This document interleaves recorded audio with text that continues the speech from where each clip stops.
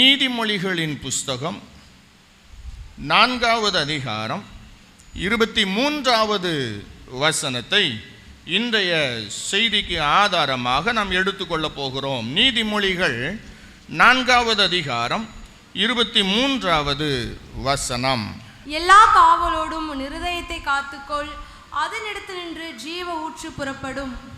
எல்லா காவலோடும் உன் இருதயத்தை காத்துக்கொள், அதனிடத்தினின்று அதிலிருந்து ஜீவ ஊற்று புறப்படும் என்று வேதம் சொல்லுகிறது. மனிதனுடைய இருதயத்திலே ஆண்களுடைய இருதயத்திற்கும் பெண்களுடைய இருதயத்திற்கும் சற்று வேறுபாடு உண்டு. அளவிலே ஆண்களுடைய இருதயத்தை விட பெண்களுடைய இருதயம் சற்று அளவிலே குறைந்தது. ஒரு மனிதனுடைய இருதயம் எந்த அளவுக்கு இருக்கும் என்றால், அவருடைய உள்ளங்கையிலே வைக்கிற அளவுதான் அவருடைய இருதயம் இருக்கும். இந்த உள்ளங்கைக்கு வெளியிலே ஒரு மனிதனுடைய இருதயம் இருக்காது.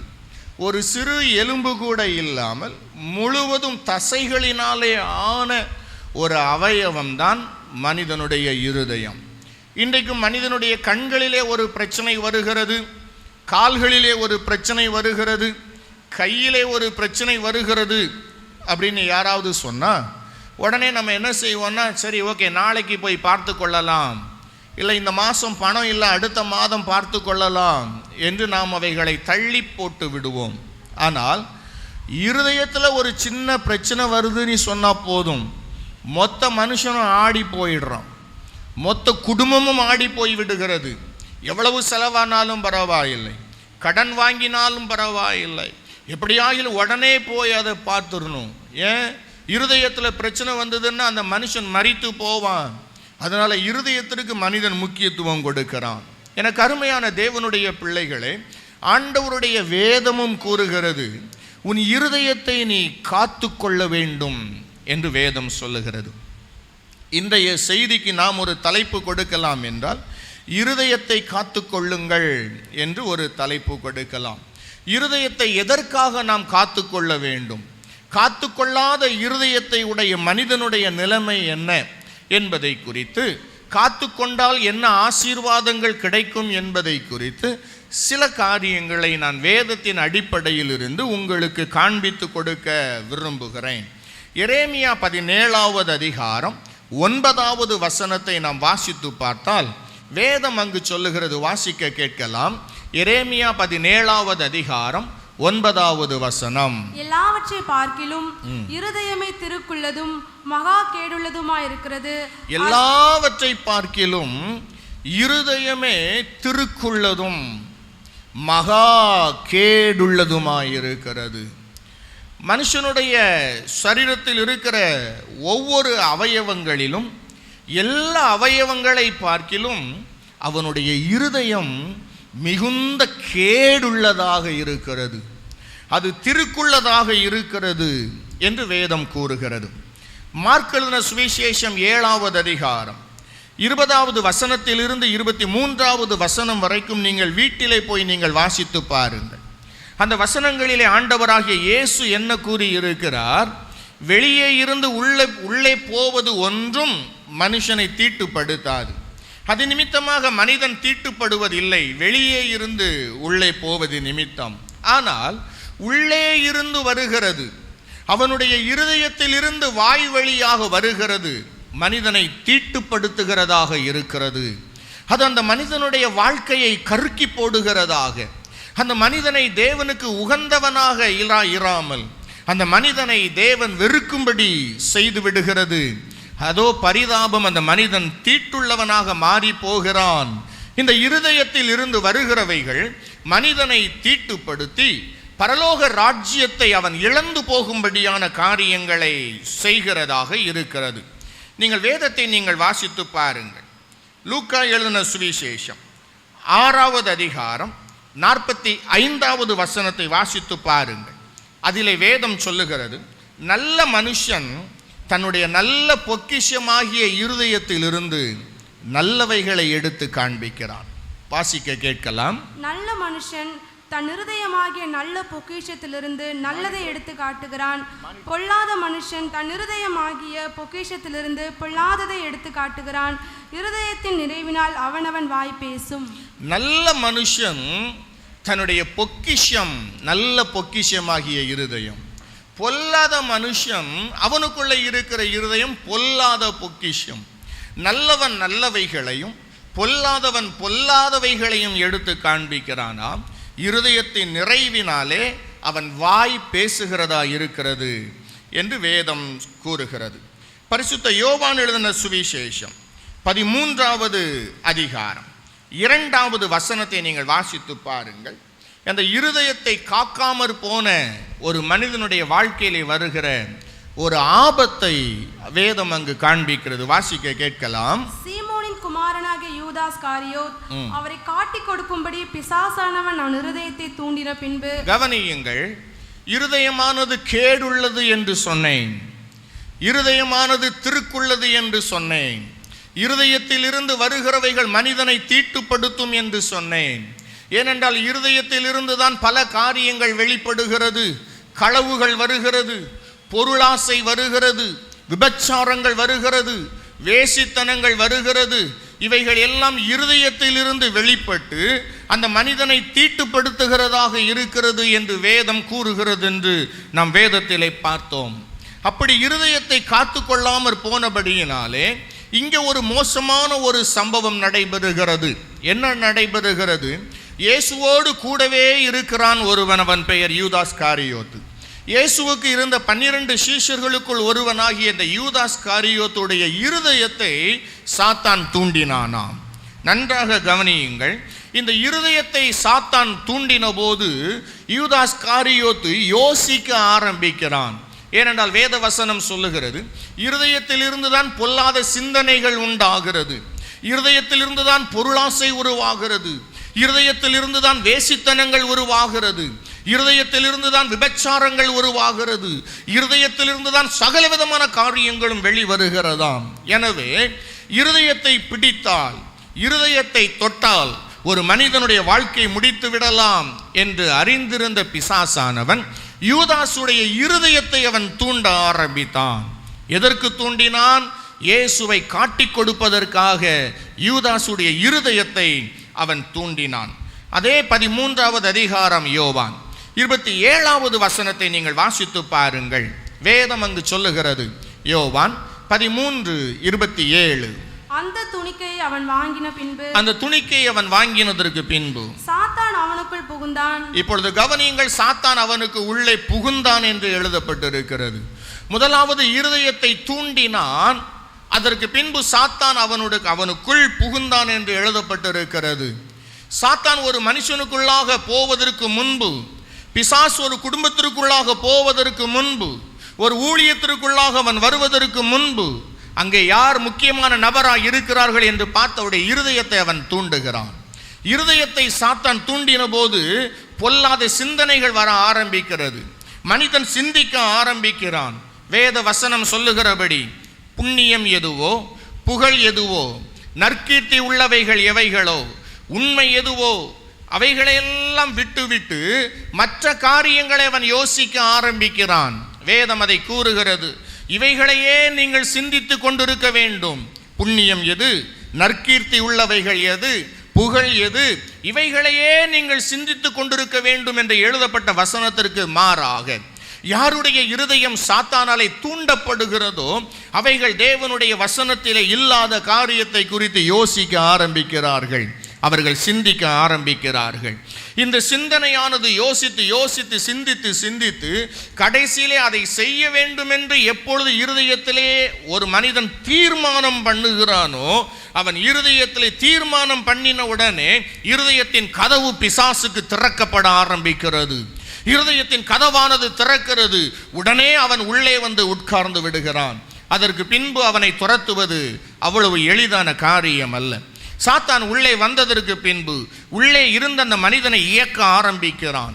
உள்ளே இருந்த அந்த மனிதனை அவன் மேல் தன்னுடைய விருப்பத்தை வைத்து தேவனுக்கு விரோதமான, தேவ சித்தத்திற்கு விரோதமான, வேத வசனத்திற்கு புறம்பான காரியங்களை செய்யும்படி அந்த மனிதனை அவன் நடத்தி கடைசியிலே அந்த மனிதனை இந்த பூமியிலே அழித்து போடுகிறான். நித்திய ஜீவனை சுதந்திரித்துக் கொள்ள முடியாதபடி நரகத்திலே கொண்டு போய் அவனை தள்ளி விடுகிறான். அது சாத்தானுடைய தந்திரம். என கருமையான தேவனுடைய பிள்ளைகளே, இருதயத்தை ஒரு மனிதன் காத்துக்கொள்ளாமற் போவானானால், இருதயம் பாதுகாவலற்று இருக்குமானால், சாத்தானுடைய லக்குவாக அது மாறுகிறது, சாத்தானுடைய டார்கெட்டாக அது மாறுகிறது. இருதயத்தை அவன் தூண்ட ஆரம்பிக்கிறான். என கருமையான தேவனுடைய பிள்ளைகளே, நான் ரட்சிக்கப்பட்டிருக்கிறேன், நான் அபிஷேகம் பெற்றிருக்கிறேன், நான் இத்தனை வருஷம் கிறிஸ்தவனாக்கும், நான் ஊழியமெல்லாம் செய்கிறேன், வரங்கள் எல்லாம் என்னிடத்திலே கிரியை செய்கிறது, எனவே சாத்தான் என்னையெல்லாம் ஒன்றும் செய்ய முடியாது என்று யாரும் மார்தட்டி சொல்ல முடியாது. இயேசுவோடு கூடவே இருந்தவன் யூதாஸ், இயேசுவாலை தெரிந்தெடுக்கப்பட்டவன் யூதாஸ், இயேசுவாலை பெயர் சொல்லி அழைக்கப்பட்டவன் யூதாஸ். அந்த யூதாஸ் தன்னுடைய இருதயத்தை காத்து கொள்ளாமற் போனபடியினாலே சாத்தான் உடனடியாக அவனுக்குள் வந்துவிடவில்லை, அவனுடைய இருதயத்தை தூண்ட ஆரம்பித்தான்.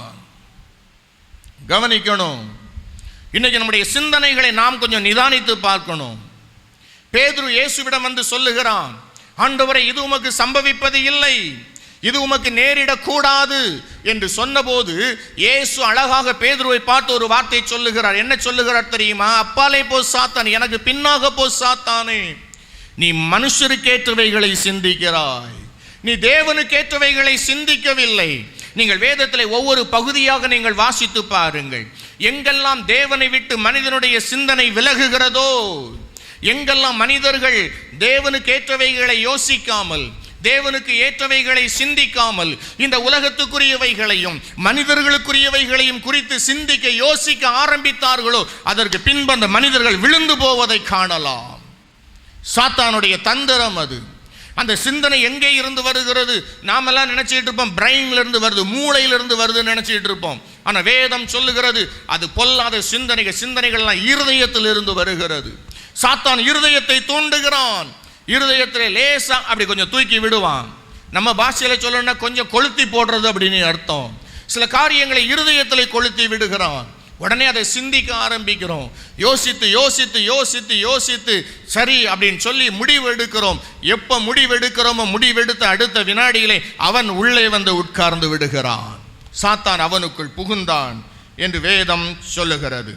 அப்போஸ்தலர் 8வது அதிகாரம் 21வது வசனத்தை நீங்கள் வாசித்து பாருங்கள். வேதம் அங்கு சொல்லுகிறது, அப்போஸ்தலர் 8வது அதிகாரம் 21வது வசனம். உன் இருதயம் தேவனுக்கு முன்பாக செம்மையாயிராதபடியால், உன் இருதயம் தேவனுக்கு முன்பாக செம்மையாயிராதபடியினால், இந்த விஷயத்திலே உனக்கு பங்கும் இல்லை பாகமும் இல்லை. இந்த விஷயத்தில் உனக்கு பங்கும் இல்லை பாகமும் இல்லை. எந்த விஷயத்தில்? தேவனுடைய ஆசீர்வாதங்களில், தேவன் கிருபையாக கொடுக்கிற காரியங்களில், தேவனோடு இணைந்து பணியாற்றுகிற காரியங்களில் உனக்கு பங்கும் இல்லை, உனக்கு பாகமும் இல்லை. காரணம் என்ன? உன்னுடைய இருதயம் செம்மையானதாக இல்லை. உன்னுடைய இருதயத்தை நீ காத்து கொள்ளாமற் போனபடியினாலே இருதயத்திலே பலவிதமான காரியங்கள் உட்புகுந்து இன்றைக்கு உன்னுடைய இருதயத்தை கெடுத்து போட்டு விட்டது. உன்னுடைய இருதயம் தேவனுக்கு முன்பாக செம்மையாக இல்லை. எனவே இந்த விஷயத்திலே உனக்கு பங்கும் இல்லை பாகமும் இல்லை என்று சொல்லுகிறான். கடைசியிலே அவன் மோசமான நிலைமைக்கு தள்ளப்பட்டான் என்பதை நாம் அறிந்திருக்கிறோம். அப்போஸ்தலர் 5வது அதிகாரம் 3வது வசனத்தை நீங்கள் வாசித்து பாருங்கள். வேதம் அங்கு சொல்லுகிறது, அப்போஸ்தலர் 5:3வது வசனத்தை வாசிக்க கேட்கலாம். பேதுரு அவனை நோக்கி அனனியாவே, நிலத்தின் கிரயத்தில் ஒரு பங்கை வஞ்சித்து வைத்து பரிசுத்த ஆவியினிடத்தில் போய் சொல்லும்படி சாத்தான் இருதயத்தை நிரப்பினது என்ன? இப்ப பாருங்க, சாத்தான் இருதயத்தை நிரப்பி வைத்திருக்கிறான். இப்ப அந்த நபரை தலைமையில கை வச்சு ஜெபம் பண்ணா பிசாசு இருந்து ஆடுவானா ஆட மாட்டானா நமக்கு தெரியாது. ஆனா பேதுரு சொல்லுகிறார், சாத்தான் உன்னுடைய இருதயத்தை நிரப்பி விட்டான், நீ உன்னுடைய இருதயத்தை காக்காமற் போனாய்.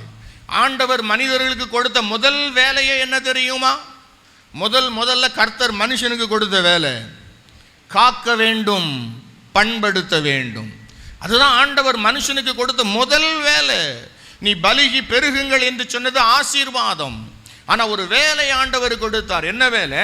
ஏதேன் தோட்டத்தில் கொண்டு போய் வைத்து நீங்கள் காக்க வேண்டும், அதை பண்படுத்த வேண்டும். இங்க அனனியா என்கிறவன் தன்னுடைய இருதயத்தை காக்காமற் போனபடியினாலே, இருதயத்தை அவன் திறந்து வைத்திருந்தபடியினாலே என்ன ஆயிற்று? சாத்தான் அவனுடைய இருதயத்தை நிரப்பி விட்டான். பிசாசு அவனுடைய இருதயத்தை நிரப்பின உடனே அந்த மனுஷனுடைய துணிவு எந்த அளவுக்கு போச்சு பாருங்க. பரிசுத்த ஆவியினிடத்திலே பொய் சொல்லுகிற அளவுக்கு போய்விட்டான். தேவனிடத்திலே பொய் சொல்லுகிற அளவுக்கு போய்விட்டான். ஆவியினாலே நிரப்பப்பட்ட ஊழியக்காரனிடத்திலே பொய் சொல்லி அது நிமித்தமாக ஜீவனை இழந்து போனான்.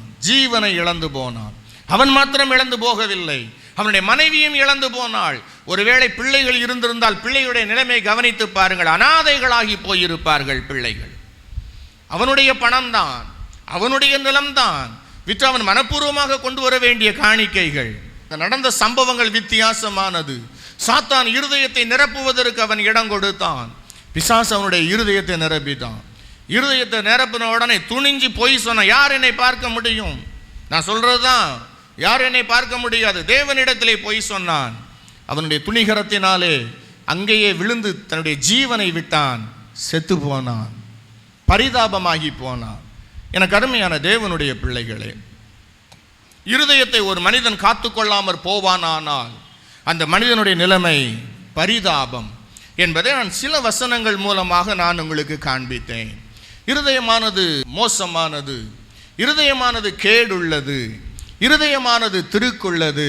ஆனால் இந்த இருதயத்திற்குள்ளே தான் மகிமையான தேவனுடைய ஆவியானவர் வந்து வாசமாயிருக்க விரும்புகிறார். கிறிஸ்து நம்முடைய இருதயங்களில் வாசமாயிருக்கிறார் என்று எழுதப்பட்டிருக்கிறது.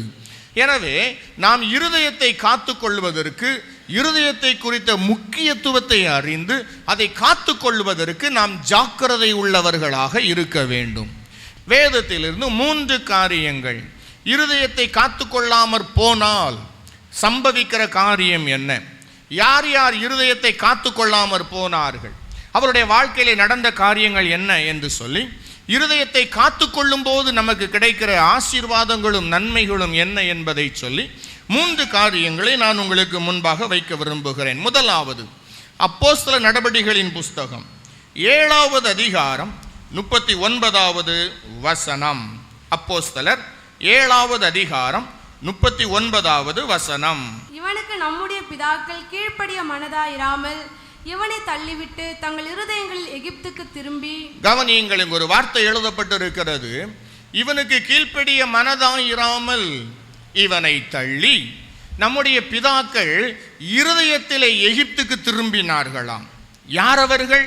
இஸ்ரவேல் ஜனங்கள், தேவனாலே அழைக்கப்பட்ட தேவனுடைய சொந்த ஜனங்கள். கொஞ்ச ஜனங்களாய் இருந்தாலும் அந்த ஜனங்களை தேவன் தமக்காக தெரிந்து கொண்டு அந்த ஜனங்களுக்கு தான் தேவன் என்று தன்னை அறிமுகப்படுத்தி அந்த ஜனங்களுக்காக தேவன் வைராக்கியமான காரியங்களை செய்து வந்தார். ஆனால் அந்த ஜனங்கள் என்ன செய்தார்கள்? அவர்கள் சரீரம், இஸ்ரவேல் ஜனங்களுடைய சரீரம் வனாந்தரத்திலே இருந்தது. தேவன் மேக ஸ்தம்பத்திலே வருகிறார், அக்னி ஸ்தம்பத்திலே வருகிறார், அவளுக்கு முன்பாக அவர் கடந்து போகிறார். அந்த ஜனங்களுடைய சரீரம், அவங்க உடம்பு அங்கதான் இருந்துச்சு.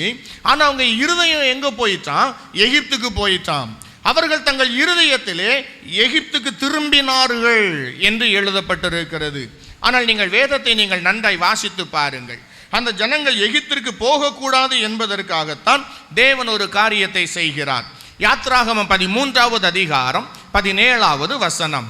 யாத்ராகமம் 13வது அதிகாரம் 17வது வசனத்தை வாசிக்க கேட்கலாம். பார்வோன் ஜனங்களை போகவிட்ட பின் ஜனங்கள் யுத்தத்தை கண்டால் மனம் அடிந்து எகிப்துக்கு திரும்புவார்கள் என்று சொல்லி பெலிஸ்தரின் தேச வழியாய் போவது சமீபமானாலும். கவனிங்க, போதும். ஜனங்களை பார்வோன் விடுதலையாகினதற்கு பின்பு ஜனங்கள் யுத்தத்தை கண்டால் மனம் அடிவாகி திரும்ப எகிப்துக்கு போயிருவாங்க, அவங்க எகிப்துக்கு போகக்கூடாது என்பதற்காக பெலிஸ்தரின் தேசம் வழியாக போவது சமீபமானாலும் ஆண்டவர் என்ன செய்கிறார்? அந்த ஜனங்களை வனாந்தர வழியாக சுற்றி போக பண்ணினாராம். நீங்க நல்லா கவனிக்கணும். தேவனுடைய ஜனங்கள், பாவத்திலிருந்து விடுதலையாக்கப்பட்ட ஜனங்கள், எகிப்து என்கிற உலகத்திலிருந்து விடுதலையாக்கப்பட்ட ஜனங்கள் திரும்ப எகிப்திற்கு போகக்கூடாது. கலப்பையின் மேல் கை வைத்து பின்னிட்டு திரும்புகிறவன் எவனும் பரலோக ராஜ்யத்திற்கு தகுதியுள்ளவன் அல்ல. அவன் திரும்ப போகக்கூடாது. தான் செய்த பாவங்களில் நின்று கழுவப்பட்டு திரும்பவும் அந்த பாவத்திலே சிக்கிக் கொண்டால் நாய் தன் கக்கினதை மறுபடியும் தின்கிறது போல் ஆகிறது. கழுவப்பட்ட பன்றி திரும்பவும் சேற்றிலே புரள்வது போல் ஆகிறது. அவர்களை புதுப்பிப்பது கூடாத காரியம் என்று எழுதப்பட்ட வேத வசனத்தின்படி ஜனங்கள் திரும்பவும் எகிப்திற்கு போகக்கூடாது என்பதற்காக யுத்தத்தை உடனே பார்க்க வேண்டாம் என்று சொல்லி தேவன் வனாந்தர வழியாக சுற்றி கொண்டு போகிறார். ஆனால் இந்த ஜனங்க என்ன செய்தாங்கன்னா, அவர்கள் இருதயங்களிலே எகிப்திற்கு போய்விட்டார்கள். அவருடைய இருதயத்தை எகிப்திலே வைத்து விட்டார்கள். அவர்கள் இருதயம் முழுவதும் எகிப்திலே இருந்தது. அவர்கள் இருதயம் முழுவதும் எகிப்தாலே நிரப்பப்பட்டு இருந்தது. வேதம் கூறுகிறது, எரேமியா தீர்க்கதரிசியின் புஸ்தகம் 3வது அதிகாரம் 10வது வசனத்தை வாசித்து பார்க்கும்போது வேதம் அங்கு கூறுகிறது, எரேமியா 3:10, இவைகளை எல்லாம் கண்டும் யூதா என்கிற அவளுடைய சகோதரியாகிய துரோகி கள்ளத்தனமாய் திரும்பினாள் என்று. யூதா என்கிற அவளுடைய சகோதரியாகிய துரோகி. யாருடைய சகோதரி? யூதா. இஸ்ரவேலுடைய சகோதரி யூதா. இஸ்ரவேல் என்னும் கன்னிகையானவள் தேவனுக்கு துரோகம் பண்ணினபடியினாலே, தேவன் அருவருக்கிற காரியங்களை செய்தபடியினாலே இஸ்ரவேலை தேவன் தள்ளினார். ஆனால் ஆண்டவர் சொல்லுகிறார், நான் அவளுடைய சகோதரியாகிய இஸ்ரவேலை தள்ளினதை அவளுடைய சகோதரியாகிய யூதா கண்டும் கள்ளத்தனமாய் மனம் திரும்பினாளே அன்றி. கவனிங்கம்மா, கவனிங்கய்யா. இருதயத்திலே எகிப்தை குறித்து நான் பேசிக் கொண்டிருக்கிறேன். ஒருவேளை ஆண்டோடைய பிள்ளைகளாகிய நாம் இன்றைக்கு சபையிலே அமர்ந்திருக்கலாம், இன்றைக்கு இந்த உபவாச கூட்டத்திலே அமர்ந்திருக்கலாம். நானும் தேவனுடைய பிள்ளைதான் என்று சொல்லிக் கொண்டிருக்கலாம்.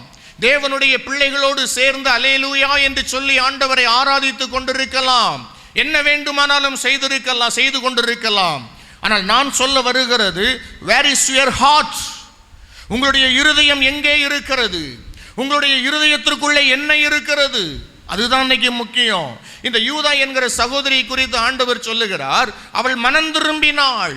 ஆனா உண்மையா மனம் திரும்பல, கள்ளத்தனமாய் மனம் திரும்பினாள். அவர் சொல்லுகிறார், அவள் தன் முழு இருதயத்தோடும் திரும்பவில்லையா. யூதா என்கிற சகோதரி முழு இருதயத்தோடும் தேவனிடத்திலே திரும்பாமல் இருதயத்தை வேறொரு பக்கம் வைத்துவிட்டு தன்னுடைய வாயினாலே தேவனிடத்திலே திரும்பினாள். ஆண்டவர் வேதனையோடு சொல்லுகிறார், நான் இந்த ஜனங்களுடைய வாய்க்கு சமீபமும் இவர்கள் இருதயத்திற்கு நான் தூரமாயிருக்கிறேன். ஒருவேளை என்னுடைய வார்த்தைகளை கேட்டுக்கொண்டிருக்கிற உங்களுக்கு இவைகள் ஆச்சரியமாய் இருக்கலாம். நான் இதை குறித்து கொஞ்சம் விளக்கமாக பேச ஆரம்பித்தால் உண்மை புரிந்துவிடும். நம்முடைய இருதயம் எப்படி இருக்கிறது என்பதை நாம் அறிந்து கொள்ளலாம். முதலாவது பிள்ளைகளிடத்திலிருந்து நான் ஆரம்பிக்கிறேன். பிள்ளைகள் தவறான காரியங்களை செய்வது அவர்களுக்கு விருப்பம். ஆனால் பெற்றோர் பார்த்து விடுவார்களே என்று சொல்லி அந்த காரியங்களை அவர்கள் செய்யாமல் இருப்பார்கள். ஆனால் பெற்றோர் பார்க்க முடியாது என்கிற ஒரு சூழ்நிலை வரும்போது அவர்கள் எளிதில் அந்த காரியங்களை செய்கிறார்கள். உதாரணமாக, பரீட்சையில் பிட்டடிச்சு எழுதுறதுக்கு ரொம்ப ஆசை. ஆனால் பிள்ளைகள் பிட்டடிக்க மாட்டாங்க. ஏன் தெரியுமா? எக்ஸாம் ஹாலில் இருக்கிற வாத்தியார் பிடிச்சிட்டாருன்னா அத்தோட அவங்க லைஃபு, அத்தோட அவங்க வாழ்க்கை முடிஞ்சிடும். ஆனால் இருதயத்தில் என்ன இருக்குது? யாராவது கொஞ்சம் கொடுத்துட்டா பார்த்து எழுதிடலாமே, யாரையாவது பார்த்து எழுதிடலாமே அப்படின்ற ஒரு ஆசை. நம்ம வீட்டில் உட்காந்துட்டு இருப்போம், டிவியில் சினிமா போயிட்டு இருக்கோம், நாடகம் பார்த்துட்டு இருக்கோம். ஐயோ பாஸ்டர் பார்த்துடக்கூடாது, பாஸ்டர் பார்த்துட்டாருன்னா அவ்வளவுதான். இன்னும் ஒரு சிலர் இருப்பாங்க, ஐயாவுக்கு மட்டும் இந்த விஷயம் தெரிஞ்சிடக்கூடாது, ஏன்னா ஐயாவுக்கு தெரிஞ்சிட்டுனா என்னை பற்றி தப்பா நினைச்சிருவாங்க, இவங்களுக்கு தெரிஞ்சா தப்பா நினைச்சிருவாங்க, அவங்களுக்கு தெரிஞ்சா தப்பா நினைச்சிருவாங்க, அவங்களுக்குலாம் தெரியக்கூடாது. ஆனா உள்ளுக்குள்ள அதனுடைய விருப்பம் இருக்கிறது, உள்ளுக்குள்ள பாவத்தின் மேல் ஆசை இருக்கிறது. ஆனா சூழ்நிலை அதை செய்ய விடாம நம்மை தடுத்து வைத்து இருக்கிறது. அப்பா பார்த்தா தப்பா நினைச்சிருவாங்க, அம்மா பார்த்தா தப்பா நினைச்சிருவாங்க, எங்க பாஸ்டர் பார்த்தா தப்பா நினைச்சிருவாரு, ஐயா பார்த்தா தப்பா நினைச்சிருவாங்க. அதனால அவங்களுக்கெல்லாம் தெரியக்கூடாதுன்னு சொல்லி யாருக்குமே தெரியாம ஒரு சூழ்நிலை வந்தா யாருக்குமே தெரியாம அந்த காரியத்தை செஞ்சுட்டு வந்துருவோம். ஹலோ, நீங்க உங்க வீட்டுக்கு பேசுவது உங்க கணவனுக்கு பிடிக்காது. அதே நேரம் உங்க கணவன் இல்லாமல் இருக்கும்போது உங்க வீட்டுக்கு ஃபோன் பண்ணி பேசுவீங்க. உங்க கணவன் இருக்கும்போது ஃபோன் வந்து எடுக்க மாட்டீங்க, மெசேஜ் சைலண்ட்ல போட்டு வச்சிருவீங்க. நிறைய பிள்ளைகள் பெற்றோருக்கு தெரியாம காதல், நிறைய பிள்ளைகள் பெற்றோருக்கு தெரியாம நண்பர்களிடத்தில் பேசுவது. ஆனா பெற்றோர் பார்த்தா சைலண்டா இருந்துப்பாங்க, இங்க வந்து ஆவியில நிரம்பி ஜெபம் பண்ணிட்டு இருப்பாங்க. Hello, where is your heart?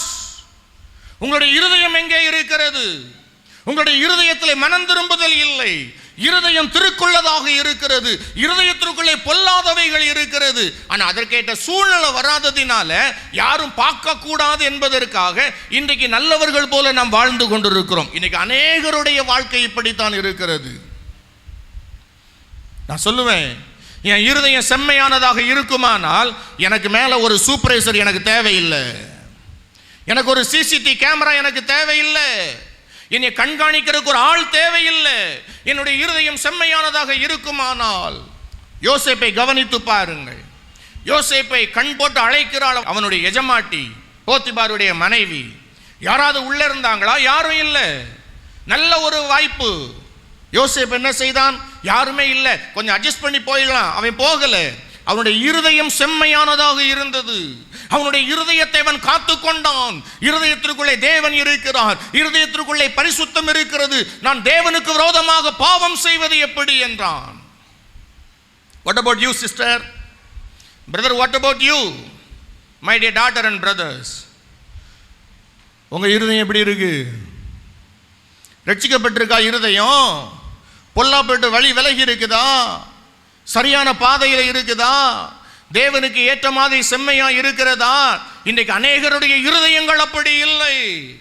உங்கள் இருதயங்களை நீங்கள் காத்து கொள்ளாமற் போதீர்களானால், உங்க இருதயத்தை நீங்க எகிப்துல வச்சிருப்பீங்கன்னா, அந்த ஜனங்கள், இஸ்ரவேல் ஜனங்களை பாருங்க, அவர்கள் இருதயத்துல எகிப்துக்கு திரும்பினாங்க. இருதயம் முழுசும் எகிப்துன்ற ஆசை, ஆனா உடம்பு அங்கேயே இருந்தது. ஏன்னா போக முடியாது எகிப்திற்கு, அதனால அவங்க சரீரம் அங்கே இருந்தது, ஆனா அவங்க இருதயத்துல அவங்க எகிப்துக்கு திரும்பிட்டாங்க. பாவத்தை வெறுப்பது இருதயத்தில் இருக்கணும். யாருக்கோ பயந்து, அவர்களுக்கு பயந்து, இவர்களுக்கு பயந்து, அவங்க பார்ப்பாங்க இவங்க பார்ப்பாங்க அப்படின்றதுக்காக பாவத்தை வெறுக்கிற மாதிரி நம்ம நடிக்க கூடாது. பாவத்தின் மேல வெறுப்பு நம்முடைய இருதயத்தில் இருக்கணும். உங்க வீட்டில் டிவி கனெக்ஷன் இருக்கு, உங்க மொபைல்ல எல்லாமே இருக்குது. இன்னைக்கு யாருமே உங்களை மானிட்டர் பண்றதுக்கு ஆளே இல்லை அப்படின்ற சூழ்நிலையில நீங்கள் பரிசுத்தமா இருக்கணும். அதுதான் உங்க இருதயம் சரியா இருக்குன்னு அர்த்தம். உங்க இருதயம் இன்னைக்கு அப்படி இருக்குதா? உங்க இருதயம் இன்னைக்கு அப்படி இருக்குதா? நம்முடைய இருதயம் இன்னைக்கு அப்படி இருக்குதா? நம்ம ஆராய்ந்து பார்க்க வேண்டும். ஆண்டவரே, என்னுடைய இருதயம் எப்படி இருக்கிறது? நம்முடைய இருதயம் இன்னும் ரட்சிக்கப்படவில்லை. வேதம் சொல்லுகிறது, எரேமியா 4வது அதிகாரம் 14வது வசனத்தை நீங்கள் வாசித்து பாருங்கள். அதிலே வேதம் சொல்லுகிறது, எருசலேமே, நீ ரட்சிக்கப்படும்படிக்கு உன் இருதயத்தை நீ கழுவ வேண்டும். உன் இருதயத்தை நீ பொல்லாப்புற கழுவு. அப்பதான் நீ ரட்சிக்கப்பட முடியும். அப்பதான் நீ கர்த்தருக்கு ஏற்றவனா, கர்த்தருக்கு ஏற்றவளா வாழ முடியும். இருதயத்தை கழுவாத வரைக்கும், இருதயத்தை சுத்தப்படுத்தாத வரைக்கும், இருதயத்துல எகிப்து இருக்கிற வரைக்கும் நிச்சயமாக ரட்சிப்பு இல்லை மனிதனுக்கு. நம்ம வேணா சொல்லிட்டு அலையலாம், நான் ரட்சிக்கப்பட்டிருக்கிறேன். நம்ம வேணா சொல்லிக்கலாம் எனக்கு எல்லாம் இருக்கிறது என்று சொல்லி. நோ, ஒரு நாளும் முடியாது. Search your heart first. உங்களுடைய இருதயத்தை சோதித்து பாருங்க. உங்களுடைய இருதயத்துல இருக்குதா? சில மாமியார்கள் உண்டு, மருமகளுக்கு பயந்து சில காரியங்களை செய்வார்கள். மருமகள் இல்லை அப்படின்னு சொன்னா அவங்க என்ன நினைச்சிருக்காங்களோ அதை செய்வாங்க. ஆனா மருமக வந்துட்டான்னா பக்தியுள்ள பூச்சையா இருப்பாங்க. சில மருமகள்கள் உண்டு, மாமியாருக்கு பயந்து சில காரியங்களை நல்ல பிள்ளையா இருப்பாங்க. அன்னைக்கு மாமியார் இல்லைன்னா எல்லாம் நடக்கும்.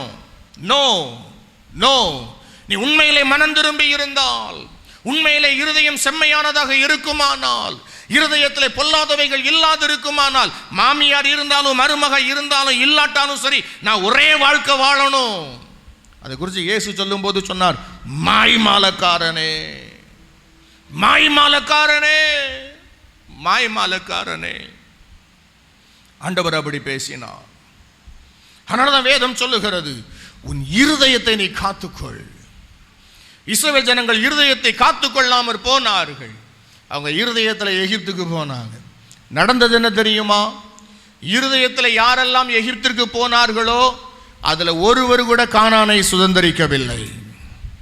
ஜாக்கிரதை அம்மா, ஐயா, ஆண்டவருடைய வார்த்தை வெறுமையாய் போகாது. அது எந்த நோக்கத்திற்காக வருகிறதோ அதை நிறைவேற்றித்தான் திரும்பும்.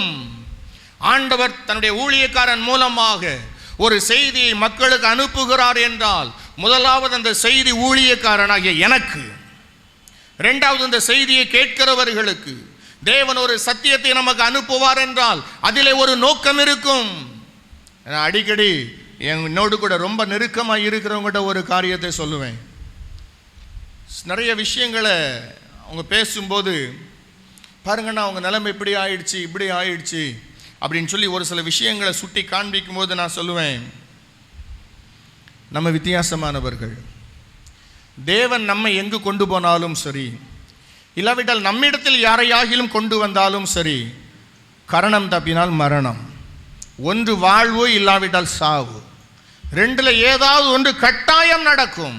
கட்டாயம் நடக்கும். என்னுடைய அனுபவத்திலிருந்து நான் அதை சொல்லுகிறேன். தேவன் என்னை எங்கு கொண்டு போனாலும் சரி, இல்லாவிட்டால் யாரை என்னிடத்தில் கொண்டு வந்தாலும் சரி, ஒன்று அவர்களுக்கு வாழ்வு இல்லாவிட்டால் சாவு, ரெண்டிலே ஒன்று கட்டாயமாக நடக்கும். வசனத்திற்கு கீழ்ப்படிந்து ஆண்டவருடைய வார்த்தைக்கு உண்மையாக தங்களை விட்டுக் கொடுக்கிறவர்கள் எவ்வளவு பாதாளத்தில் இருந்தாலும் தேவன் அவர்களை கோபுரத்திலே உட்கார வைத்திருக்கிறதை நான் பார்க்கிறேன். ஜீவனுள்ள சாட்சியாக அதற்கு நான் நிற்கிறேன். என்னோடு கூட இருக்கிறவர்களை நீங்கள் பார்க்கலாம். ஆண்டவருக்கு உண்மையாய் இருக்கிறவர்கள் உண்டு, ஆனால் மாய்மாலமாய் இருக்கிறவர்கள் உண்டு. ரெண்டுமே உண்டு. ரெண்டு பேருமே இருக்கிறாங்க என் கூட. உண்மையா இருக்கிறவங்களும் இருக்கிறாங்க, மாய்மாலமாய் இருக்கிறவங்களும் இருக்கிறாங்க. நல்லவங்க மாதிரி பேசுறவங்களும் இருக்கிறாங்க, உண்மையில நல்லவங்களாவும் இருக்கிறாங்க. ஆனா கர்த்தருக்கு உண்மையா யாரெல்லாம் இருக்கிறாங்களோ, அவங்க இருதயத்தில் யாரெல்லாம் செம்மையான இருதயத்தை கொண்டு ஆண்டவருக்கு உண்மையா இருக்கிறார்களோ, அவர்கள் எல்லாரும் ஊழியத்திலே செழிப்பாய் இருக்கிறதை நான் பார்த்திருக்கிறேன். இன்னைக்கு நான் பார்த்துக்கிட்டு இருக்கிறேன். எங்க ஊழியத்தில் மாத்திரம் இல்லை, ஊழியத்துக்கு வந்து போகிறவர்களையும் நான் பார்க்கிறேன். யாரெல்லாம் கர்த்தருடைய வார்த்தைக்கு பயந்து நடுங்கி ஆண்டவருடைய வார்த்தைக்கு தங்களை விட்டு கொடுத்து ஆண்டவருடைய வார்த்தைக்கு கீழ்ப்படிந்து தங்கள் இருதயத்தை மாற்றிக்கொள்ளுகிறார்களோ, அவங்க வாழ்க்கைலாம் செழிக்குது. ஆனால் அதே சமயம் நல்லவங்க மாதிரி நடிப்பாங்க, வந்து உள்ள வேற ஒன்று வச்சிருப்பாங்க, இங்கே வந்து வேற மாதிரி நடிச்சுக்கிட்டு இருப்பாங்க. நானும் தெரியாத மாதிரியே நானும் நடிச்சுக்கிட்டு இருப்பேன் அவங்ககிட்ட. அவங்களுக்கு தெரியாது. நானும் எஸ் பிரைஸ் தி லார்ட், கர்த்தர் ஆசீர்வதிப்பார், செய்யலாமா, தாராளமாக செய்யலாம், இது செய்யலாமா, அது செய்யலாமா, வாங்க ஜோம் பண்ணுறேன், ஜோம் பண்ணி அனுப்புவேன், எல்லாமே செய்வேன். ஆனால் தெரியும், மிகாயா தீர்க்கதரிசி போல. மிகாயா அப்படித்தான். ராஜா கேட்கிறான், மிகாயாவே நாங்கள் யுத்தத்திற்கு போகலாமா? மிகாயா சொல்லுகிறான், போம், உமக்கு வாய்க்கும், தாராளமாக யுத்தத்திற்கு போகலாம். உன்னை கேட்குறான், பொய் சொல்லக்கூடாது, உண்மையாக சொல்லு, கர்த்தருடைய நாமத்தினால அல்லாம நீ உண்மையை எல்லாமே வேற ஒன்றும் சொல்லக்கூடாது, உண்மையை சொல்லு. அப்பதான் மிகாயா வாயை திறக்கிறான், போனா செத்துருவே. உடனே ராஜா சொல்றான், பாத்தியா பாத்தியா, அவன் எப்பவுமே என்னை பற்றி தீமையானதே சொல்லிட்டு இருக்கிறான். ஆமா, உன் தாயாகிய ஏசபேலுடைய வேசித்தனங்களும் சூனியங்களும் இத்தனை திரளா இருக்கையில் சமாதானம் ஏது? துன்மார்க்கனுக்கு சமாதானம் இல்லை, சமாதானம் இல்லை. பலர் என்னை பார்த்து ஏமாந்து போயிருக்கிறார்கள். ஐயா சொல்லிட்டாரு, கரெக்டா தான் இருக்கும், ஏமாந்து போயிருக்கிறார்கள். இல்லை இல்லை, எனக்கு அருமையான தேவனுடைய பிள்ளைகளே, கர்த்தருடைய வார்த்தைக்கு உண்மையாக நடுங்கி, தேவனுடைய வார்த்தைக்கு உண்மையாக செவி கொடுத்து, தேவனுடைய வார்த்தைக்கு உண்மையாக கீழ்ப்படிந்து ஆண்டவருக்கென்று தங்களை அர்ப்பணிக்கிறவர்களை தேவன் சிகரத்திலே வைத்திருக்கிறார். நான் கண்ணால பார்க்கிறேன் அதை. ஆனா நடிக்கிறவங்க இன்னும் கீழே போயிட்டே இருக்கிறாங்க, அவருடைய கட்டுகள்லாம் பலத்து கொண்டே இருக்கிறது. அதையும் நான் கண்ணால பார்த்துக்கிட்டு இருக்கிறேன். எனக்கு அருமையான தேவனுடைய பிள்ளைகளை, தங்கள் இருதயங்களிலே எகிப்துக்கு அவர்கள் திரும்பினார்கள். இருதயத்தில் எகிப்துக்கு போயிட்டாங்க, ஆனா வெளியில அங்கதான் இருந்தாங்க. பார்க்கறதுக்கு நல்லவங்க, சோத்திரம் அல்லேலூயா எல்லாம் நடந்துட்டு இருக்கு. ஆனா இருதயம் மட்டும் அங்கே இல்லை. எகிப்துல இருக்கிற கொம்மட்டிக்காய் எப்படி, எகிப்துல இருக்கிற வெங்காயம் எப்படி, டபரா டபராவா பிரியாணி சாப்பிட்டோமே அது எப்படி, அப்படின்னு ஃபுல்லா எகிப்திலே இருந்தாங்க. அவங்க இருதயம் ஒருத்தர் கூட கானானுக்கு போகல. அத்தனை பேருடைய பிரேதங்களும் வனாந்தரத்தில் விழும்படி செய்தார் ஆண்டவர். இருதயத்தை கானானாலே நிரப்ப தவறினார்கள். இருதயத்தை தேவனுடைய வாக்குத்தத்தத்தாலே நிரப்ப தவறினார்கள். இருதயத்தை தேவனுடைய ஆவியினாலே நிரப்ப தவறினார்கள். எகிப்தை கொண்டு வந்து உள்ளே வைத்து விட்டார்கள். நிலைமை பரிதாபமாக போய்விட்டது. இன்றைக்கு என்னுடைய வார்த்தைகளை கேட்டுக்கொண்டிருக்கிற எனக்கு அருமையான சகோதரனே சகோதரியே, இன்றைக்கு நான் அதிகாரத்தோடு தேவனுடைய ஊழியக்காரனாய் நின்று இயேசுவின் நாமத்தில் சொல்லுகிறேன், மனம் திரும்பினால் நீ பிழைப்பாய். மனம் திரும்பினால் தேசத்தின் நன்மைகளை புசிப்பாய். கர்த்தருடைய வார்த்தைக்கு மாட்டோம் என்று நீ எதிர்த்து நின்றால் பட்டயத்திற்கு இரையாவாய், பட்டயத்திற்கு இரையாவாய். தேவன் தம்முடைய வார்த்தைகளை வீணாக என்றைக்கும் அனுப்புவதில்லை, எங்கும் அனுப்புவதில்லை. தம்முடைய ஊழியக்காரனை எங்கும் வீணாக அவர் அனுப்புவதில்லை. அவர் தம்முடைய ஊழியக்காரனை குறித்து கரிசனை உள்ளவராக இருக்கிறார். அதிலும் மேலாக தம்முடைய வார்த்தைகளை குறித்து அவர் கரிசனை உள்ளவராக இருக்கிறார்.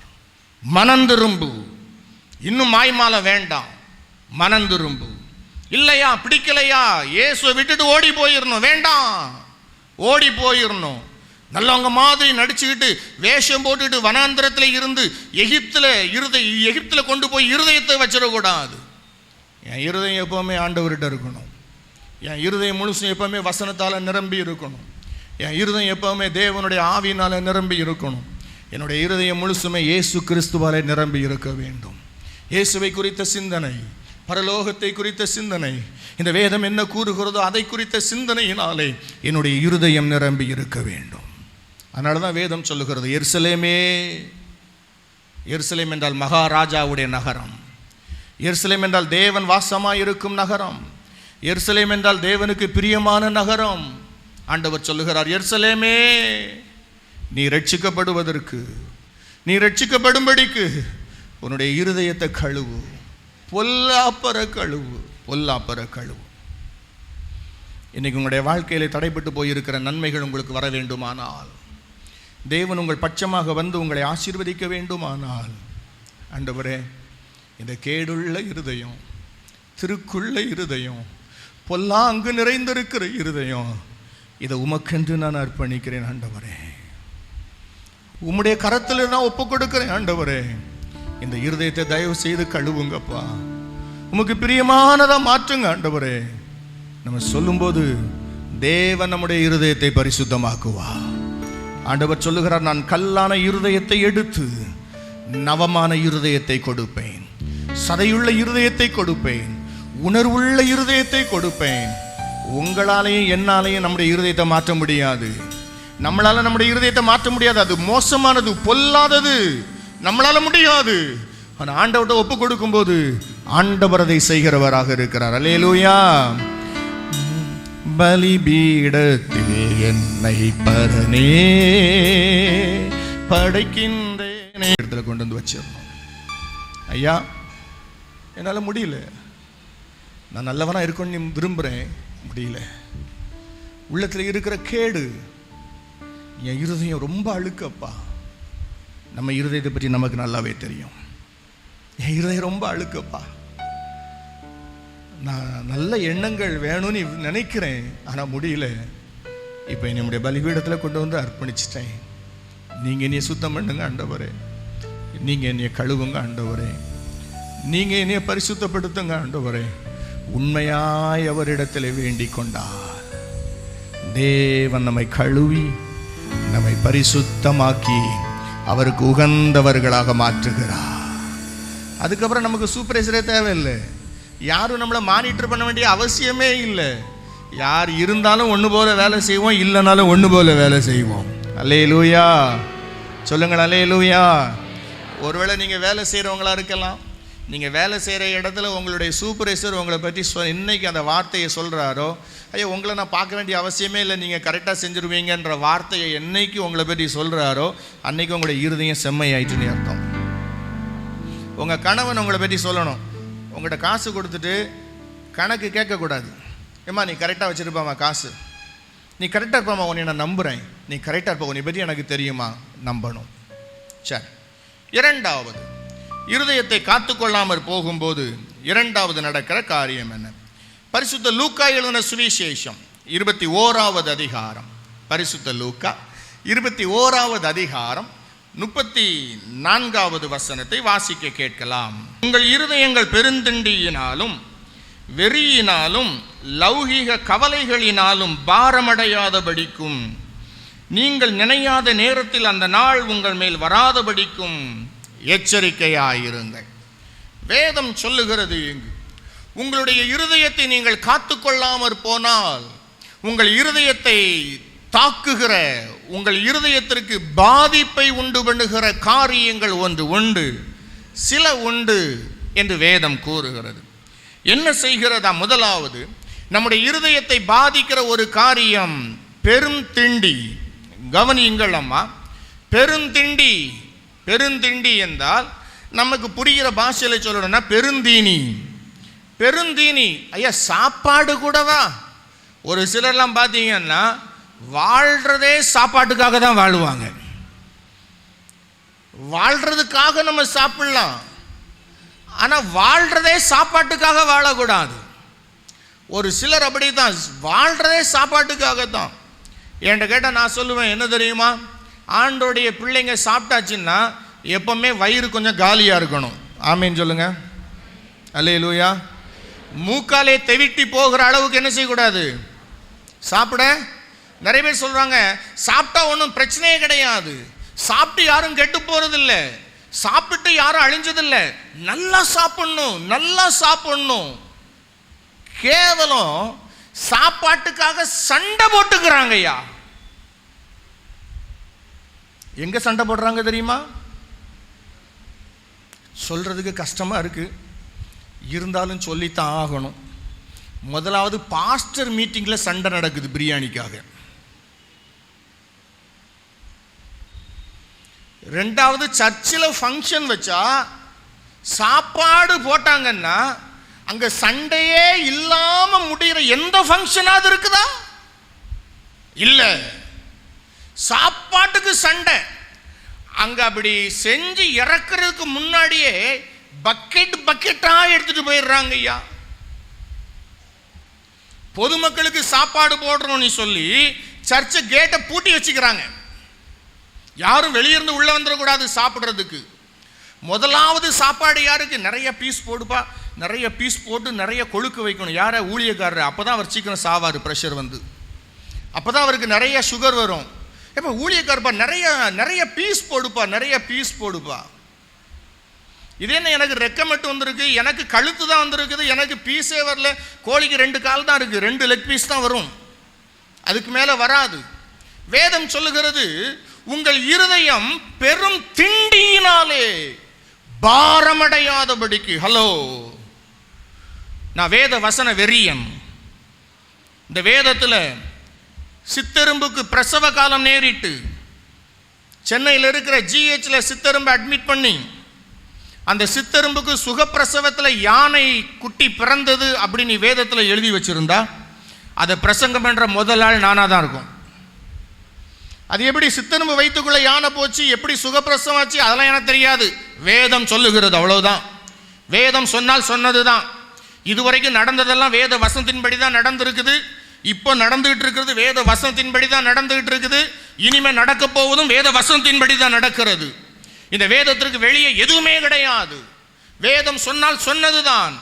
பிரதர், சிஸ்டர், பெரும் தீனி உங்கள் இருதயத்தை பாரமடைய செய்துவிடும். தேவன் வாசமாய் இருக்க வேண்டிய இருதயம், தேவன் தம்முடைய காரியங்களை செய்ய வேண்டிய இருதயம், தேவன் தன்னுடைய சிங்காசனத்தை வைத்து ராஜரீகம் பண்ண வேண்டிய இருதயம், தேவனுடைய சித்தம் கொண்டு வந்து வைக்கப்பட வேண்டிய நல்ல பொக்கிஷமாகிய இருதயம் பாரமடைந்து விடும் சாப்பாட்டினாலே. ஹலோ, இன்னைக்கு நம்ம எப்படி? ஒருவேளை சோறு இல்லைன்னா வீட்டில் தட்டு பறக்குதா, சண்டை இருக்குதா? கொஞ்சம் உப்பு ஜாஸ்தி ஆயிடுச்சுன்னா சண்டை நடக்குதா வீட்டில்? ஒருவேளை ஆகாரம் இல்லைன்னா சந்தோஷமா சோத்திரம் பண்ணிட்டு ஒரு டம்ளர் தண்ணி குடிச்சிட்டு படுக்கணும். அது இல்லாமல் சோத்துக்காக சண்டை போடுறவன் அத்தனை பேரும் பெருந்தீனிக்காரன். சாப்பாட்டுக்காக சண்டை போடுகிறவர்கள், சாப்பாடு சாப்பாடு என்று அலைகிறவர்கள், எங்க போனாலும் முதல்ல பந்திக்கு முதல்ல போய் சோத்துல போய் உட்காருன்னு சோறு சோறுன்னு அலைஞ்சா கடைசியில் ஆபத்து காத்திருக்கிறது. உங்கள் இருதயம் பெருந்திண்டியினாலும் லௌகீக பாரத்தினாலும் வெறியினாலும் உலக கவலைகளினாலும் பாரமடையாதபடி பாருங்கள். எனக்கு அருமையான தேவனுடைய பிள்ளைகளே, பொதுவாக இந்த விஷயங்கள் இன்றைக்கு அவ்வளவாக பிரசங்கம் பண்ணப்படுவது கிடையாது. உலகத்தை குறித்த கவலை மனுஷனுடைய இருதயத்தை பாரமடைய செய்கிறது. அடுத்தது வெறி. என்ன வெறி தெரியுமா? எனக்கு ரொம்ப நாள் அந்த வெறியை குறித்து தெரியாது. எப்படி ஆண்டவரே வெறியினால இருதயம் பாரம் அடைகிறது? நான் நேற்று தான் ஆண்டவர்கிட்ட உட்கார்ந்து கேட்டேன். இந்த இருதயத்தை காத்துக்கொள் என்கிற இந்த செய்தியை ஆண்டவர் 3 வாரத்திற்கு முன்னமே எனக்கு கொடுத்தார். இந்த மாதம் உபவாச கூட்டத்தில் நீ இதை தான் பேசணும்னு ஆண்டவர் சொல்லியிருந்தார். என்னோடு கூட இருக்கிற ஒரு சிலருக்கு நான் சொல்லியிருந்தேன், இந்த மாதம் செய்தி இருதயத்தை காத்துக்கொள்ளுங்கள். என்ன பேச போறேன்னு உங்களுக்கு தெரியாது, ஆனால் செய்தி தான், இருதயத்தை காத்துக்கொள்ளுங்கள். அதான் ஆண்டவர் சொல்லி இருக்கிறார், அதைத்தான் பேச போகிறேன்னு சொல்லி. ஸோ அன்றிலிருந்து இந்த வெறியை குறித்து நான் தியானிச்சுட்டே இருந்தேன், எனக்கு ஆன்சர் வரல. ஆனால் நேற்று தான் ஆண்டவர் சொல்லி கொடுத்தார், வெறியினாலே எப்படி இருதயம் பாரம் அடைகிறது அப்படின்னு சொல்லி. ஒரு சிலருக்கு கிரிக்கெட் மேலே வெறி. கிரிக்கெட் எத்தனை பேர் பார்ப்பீங்க? கிரிக்கெட் மேட்ச் சும்மா புழுவாமல் சொல்லணும். நல்லா இன்னும் நல்லா கிரிக்கெட் மேட்ச். சரி, இந்தியா விளையாடுது, ஃபைனல் நடக்குது. இப்போ பாஸ்டர் வந்துட்டார் நம்ம வீட்டுக்கு ஜோம் பண்ணுறதுக்கு. கிரிக்கெட் மேட்ச் ஃபைனல் நடக்குது. உண்மையாக கேட்குறேன், நீங்களும் உண்மையாக பதில் சொல்லணும். இப்போ உண்மையாக நம்மளால் ஜோம் பண்ண முடியுமோ? உண்மையாக பாட்டு பாட முடியுமோ? வாய் ஸ்தோத்திர இயேசுனாதான் நீ பாட்டு பாடும், இருதயம்லாம் கேட்கல. கிரிக்கெட் மேட்ச்ல இருக்கும். இது என்னன்னா விளையாட்டை குறித்த வெறி, விளையாட்டை குறித்த வெறி. அதாவது கிரிக்கெட் மேட்ச் பார்க்கறது பாவம் அப்படின்னு நான் சொல்ல மாட்டேன். அது என்றைக்கு வெறியாக மாறுகிறதோ அதற்கு பின்பு அந்த கிரிக்கெட்டுக்கு மேல நமக்கு ஒரு வெறி வரணும், எல்லாத்தையும் பிடுங்கி தூக்கி எறிஞ்சிடணும். அது வெறியாக மாறாத வரைக்கும் நமக்கு தவறு இல்லை. ஆனா மேட்ச் மேல சிலருக்கு வெறி. சிலருக்கு பாத்தீங்கன்னா, ஐயோ இன்னைக்கு ஃப்ரெண்ட்ஸ் எல்லாம் அங்க போயிருப்பாங்களே, இங்க போயிருப்பாங்களே, நண்பர்கள் மேல ஒரு வெறி, என்டர்டெய்னிங் மேல ஒரு வெறி. இப்படி எதன் மேலையும் வெறி வந்துட்டுன்னா இருதயம் பாரம் அடைஞ்சிருது. பாரம் அடைதல் என்றால் என்ன? இங்கிலீஷ் சொல்லணும்னா பாரம் அடைகிறதுக்கு என்ன சொல்லலாம்? வெயிட் ஆயிடுது. வெயிட் ஆயிடுதுன்னு சொல்லலாம். இப்ப தண்ணியில வெயிட்டே இல்லாத தக்கையான ஒரு பொருளை போட்டா மிதக்கும், வெயிட்டான ஒரு பொருளை போட்டா உள்ள போய் மூழ்கிறோம். அப்போ பாரம் அடையாதபடிக்கு என்ன அர்த்தம்னா, உன் இருதயம் மூழ்கி போகாதபடிக்கு, உலக கவலைக்குள்ள மூழ்கி போகாதபடிக்கு, சாப்பாட்டுக்குள்ள மூழ்கி போகாதபடிக்கு, வெறிக்குள்ள மூழ்கி போகாதபடிக்கு நீ ஜாக்கிரதையா இரு, காத்துக்கொள்வோம் இருதயத்தை. நம்ம இருதயம் மூழ்கி இருக்குதா? மூழ்கி இருக்குதா?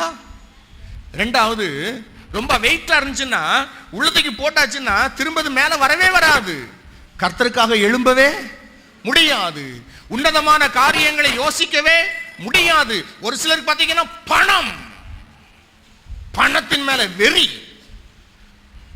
பணமோ எல்லாவற்றுக்கும் உதவும். பணம் இல்லாம மீட்டிங் நடத்த முடியுமா? உங்ககிட்ட கேட்க மாட்டேன், சும்மா தைரியமா சொல்லுங்க. பணம் இல்லாம மீட்டிங் நடத்த முடியுமா? ஆமா, பணம் இல்லாம மீட்டிங் நடத்த வந்தாச்சுன்னா மண்டபத்துக்குள்ளே விட மாட்டாங்க, கழுத்து பிடிச்சி வெளியே தள்ளிடுறாங்க, ஓடு முதல்ல வாடகை கொடுன்னு சொல்லிட்டு. பணம் இல்லாம எதுவுமே செய்ய முடியாது. எல்லாவற்றிற்கும் பணம் உதவும். ஆனா பணத்தின் மேல மனுஷனுக்கு வெறி இருக்க கூடாது. ஒரு சிலரை பார்த்தீங்கன்னா மற்ற எல்லாம் மறந்துடும், ஆனா அந்த பணத்து கணக்கு மட்டும் மறக்கவே மறக்காது. நைட்டு நல்ல தூக்கத்துல 1 மணிக்கு எழுப்பினா கூட பணம் பணம் பணம் பணம் பணம் பணம் பணம் பணம் பணம் பணம் பணம் பணம். பணத்திற்காக பெற்றவர்களை கூட தூக்கி எறிந்து விடுவார்கள். பணத்திற்காக மனைவியை கூட அடித்து விரட்டுவார்கள். உங்க வீட்டில் என்ன கொடுத்தாங்க? காசு வாங்கிட்டு வா. எப்ப உனக்கு பொண்ணு கொடுத்ததே பெருசு. தங்க மாதிரி ஒன்று, கிளிய மாதிரி ஒன்று வீட்டில் வளர்த்து உன் கையில் கொடுத்து வச்சா உங்க வீட்டில் என்ன கொடுத்தாங்க? வீட்டில் போய் வாங்கிட்டு வா. தன்னுடைய சொந்த சரீரத்துல பாதி மனைவி, அது கூட கண்ணுக்கு தெரியாது. பணம், அது மேல உள்ள வெறி. உறவினர்களை தூக்கி எறிவார்கள் பணத்திற்காக. பணம் பணம் பணம் பணம். பணமா போயிருவ ஒரு நாளைக்கு. பண ஆசை எல்லா தீமைக்கும் வேறாயிருக்கிறது. பணம் பணம், பணத்தின் மேல வெறி. இந்த பணத்தின் மேல வெறி வந்துட்டுன்னா அல்லேலூயா துதி மகிமை சந்தோஷமா பாட முடியுமோ? முடியாது. ஏன்னா ஐயோ பாடிட்டா காணிக்க கொடுக்க வேண்டியிருக்குமோ, எதுவும் கேட்டுருவாங்களோ, எதுவும் செஞ்சிருவாங்களோ. சோத்திர சோத்திர சோத்திர சோத்திரம். ஐயா நீங்க அங்கே இருங்க, நாங்க இங்கே இருக்கிறோம். சோத்திர சோத்திர சோத்திர சோத்திரம். இருதயம் பாரமடைகிறது பணத்தினால. ஒரு சிலருக்கு புகழ் மேல வெறி. தாம் பேரை சொல்லிடணும், தன்னை முன்னாடி கொண்டு வந்து காட்டிடணும், தன்னை முன்னாடி கூப்பிட்டு வந்து நிறுத்திடணும். கடன் வாங்கி கூட கொடுத்துருவாங்க அதுக்காக. அதுக்கப்புறம் கடன் கட்ட முடியாம நாக்கு தள்ளுறது வேற விஷயம். பேரை சொல்றாங்க, ஸ்டேஜ்ல கூப்பிட்டு நிறுத்துறாங்க, கல்வெட்டுல பேர் போடணும், பேனர்ல பேர் போடணும். கொடுக்கறையா ஒரு 5000 ரூபாய். எதுக்கு? புகழ். புகழ் மேல வெறி. இருதயம் பாரமாயிரும். இருதயம் பாரமடையாதபடிக்கு பெருந்திண்டியினாலும் வெறியினாலும் லௌகிக கவலையினாலும் இருதயம் பாரமடையாதபடிக்கு பாருங்க. பாரமடைஞ்சா என்ன? உலக கவலை, அதை குறித்து நான் நிறைய பேசியிருக்கிறேன் உங்களுக்கு. உலக கவலை குறித்து பேசும்போது ஆண்டவர் சொன்னார், முள்ளுகுள்ள நிலம் போன்றவன் உலக கவலைகளை உடையவன். இந்த இருதயத்துக்குள்ள தான் வேத வசனம் இருக்குதான். இந்த வசனம் முளைத்து எழும்பி பலன் கொடாதபடிக்கு அவனுக்குள்ள இருக்கிற உலக கவலைகள் அந்த வசனத்தை நெருக்கி போடுகிறது, நீ வேதம் சொல்லுது. பிரதர் சிஸ்டர், உங்களுக்கு கவலை இருக்கா? நான் கவலையே பட மாட்டேன் அப்படின்னு சொல்றேன், கை வைத்துங்களேன். ஸ்தோத்திரம், எனக்கு துணை ஒன்று இருக்கீங்கய்யா, ஸ்தோத்திரம் ஐயா.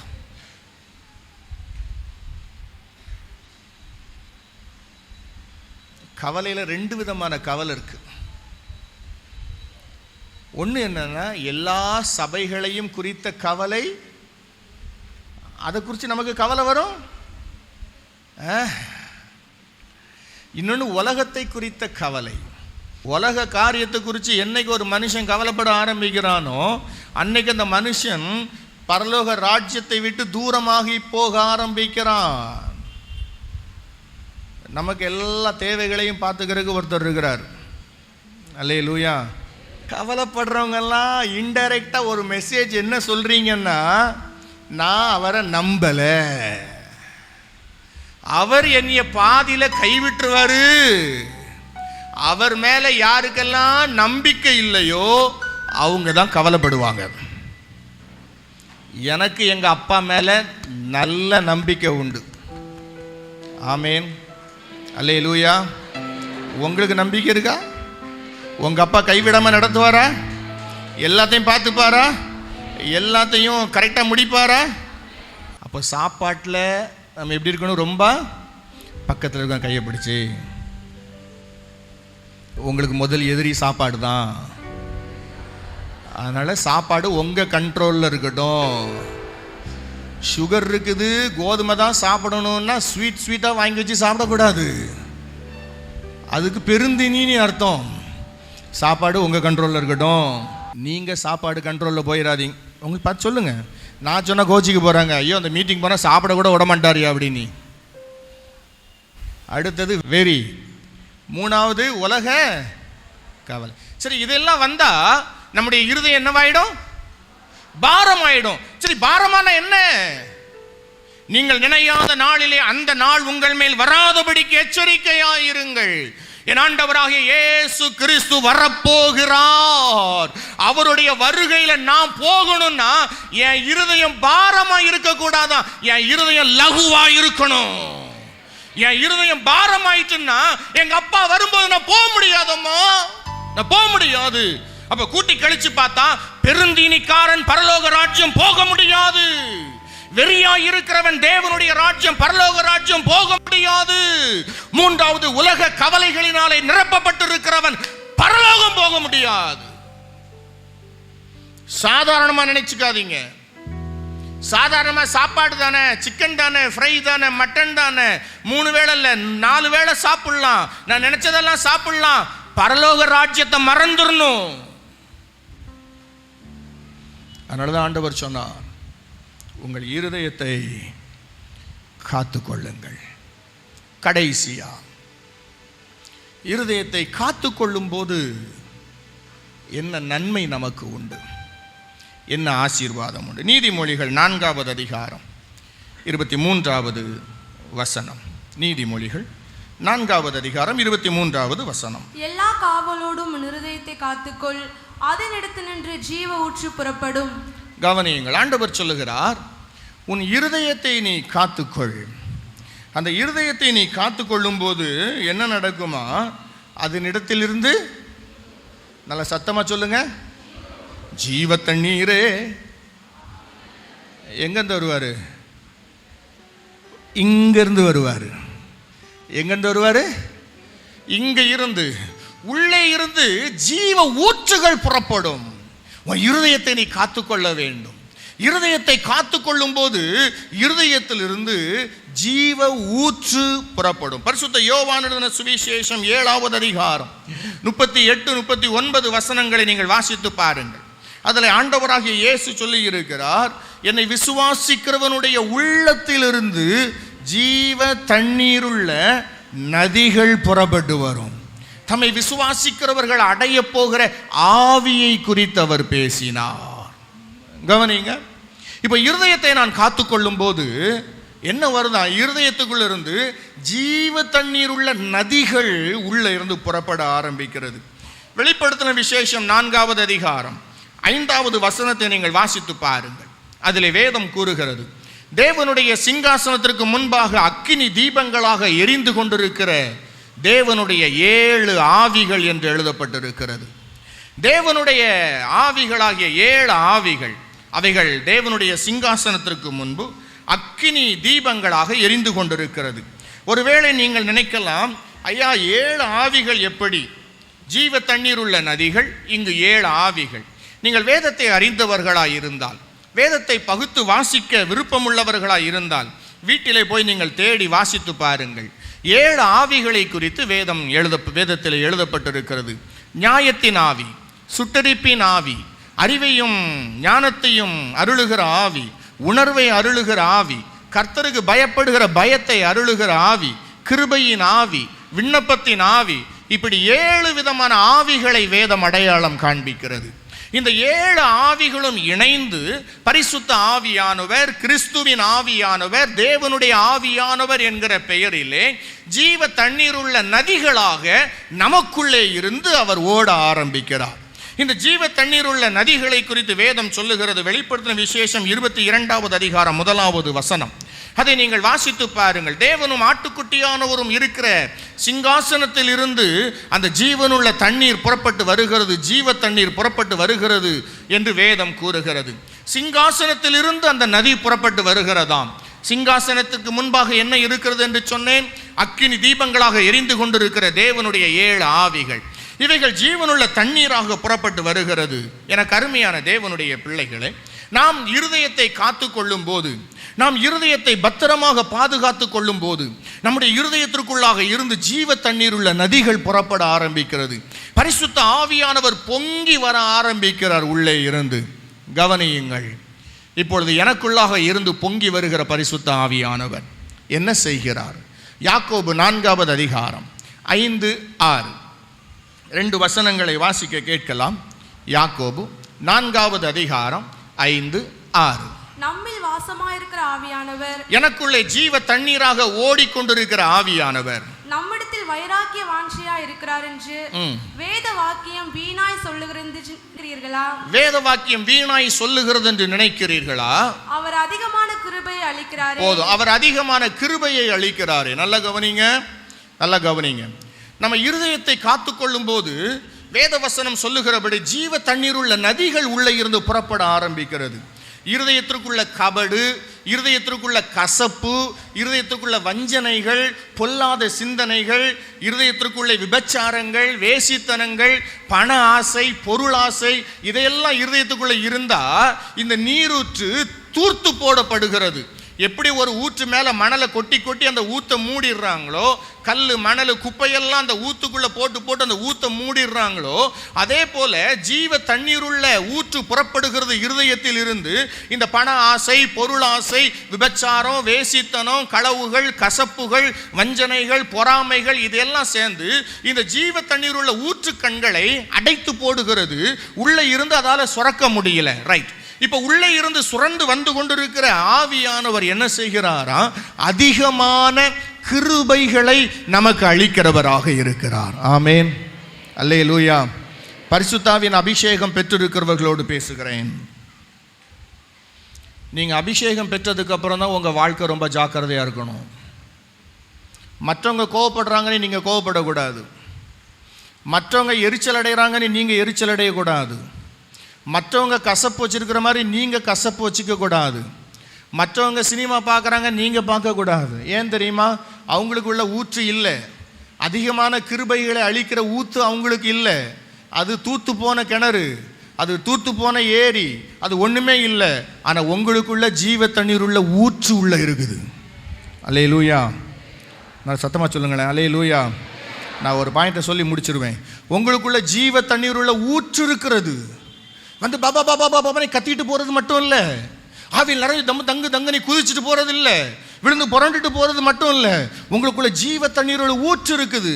இப்படி தேவையில்லாத காரியங்கள் எல்லாம் உங்கள் இருதயத்திற்குள்ளே விட்டீங்கன்னா இந்த ஊற்றுக்கண் அடைபட்டு போயிடும். அவர் தருகிற கிருபை உங்களுக்கு வராமல் போயிடும். உள்ளே இருந்து அவர் கிருபைகளை நமக்கு அள்ளி கொடுக்குறாராம். யாருக்கு கொடுக்குறார் கிருபைகளை? ஊழியக்காரனுக்கு கொடுக்குறாரு நீ போட்டிருக்கா? இல்லை இந்த தண்ணி யாருக்குள்ளெல்லாம் இருக்குதோ அவங்களுக்கு எல்லாத்துக்கும் கிருபை நீ போட்டிருக்குதா? இந்த ஜீவ தண்ணீர் யாருக்குள்ளெல்லாம் இருக்குதோ அவர்களுக்கெல்லாம் ஆவியானவர் கிருபை கொடுக்கிறார். ஆமென்.